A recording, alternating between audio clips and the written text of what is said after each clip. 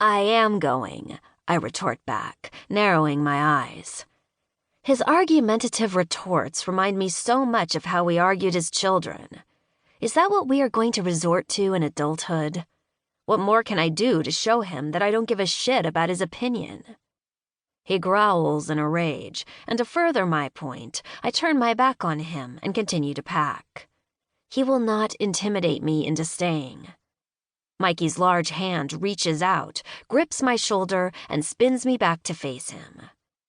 I gave you 4 years at that expensive fucking school.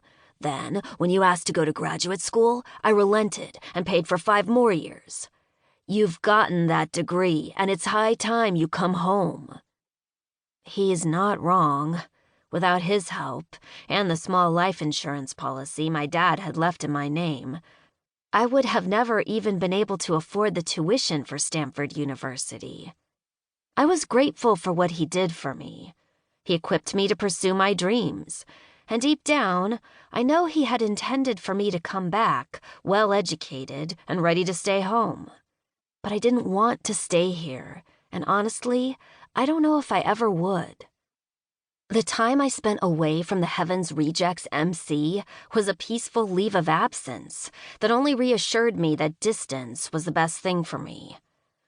I had spent years living as the crowned princess under my father's rule and then my brother's. It was less than bearable. Every second I lived under this roof, fear ruled my life.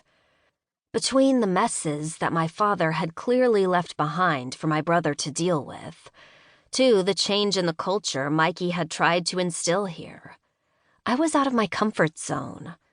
I had tasted freedom, and that was a feeling that I was never going to give up. No amount of guilt over my brother's support would change my mind when so much was at stake. Yes, I'm aware of who paid my tuition, but you can't seem to accept that I'm not like you, I hiss back at him. You're happy here living as the king. I never was. After Dad died, I thought that would change, but it hasn't. If I'm going to survive in this world, it has to be away from here, away from this club, and away from your influence. The words that just left my mouth cut him deep, as I had intended them to do, because for a split second, I see a momentary flutter of sadness cross his face. He needs to understand, and this is the only way to do it.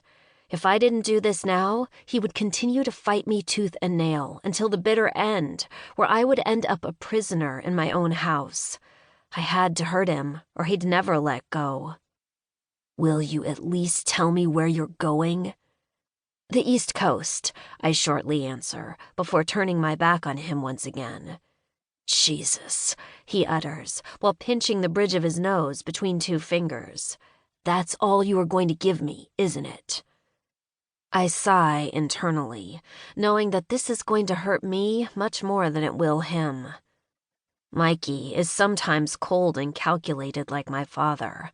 And moments like this remind me how truly different the two of us really are now. What about Mom? He adds in, delivering a low blow. Mom understands, unlike you. And she did, even if I had lied to her about getting an internship with the biggest psychology group in the country. It was an internship of sorts. That's what I was clinging to as the real reason. But it was much more than an internship.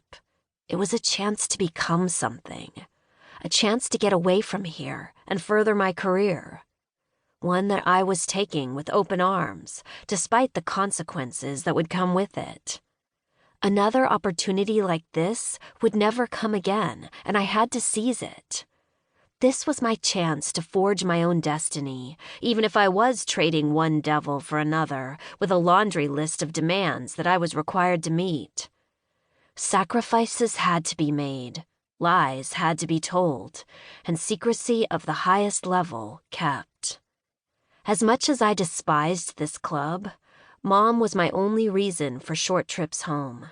Just thinking about leaving her makes my heart die a little bit inside. But it wasn't up for negotiation.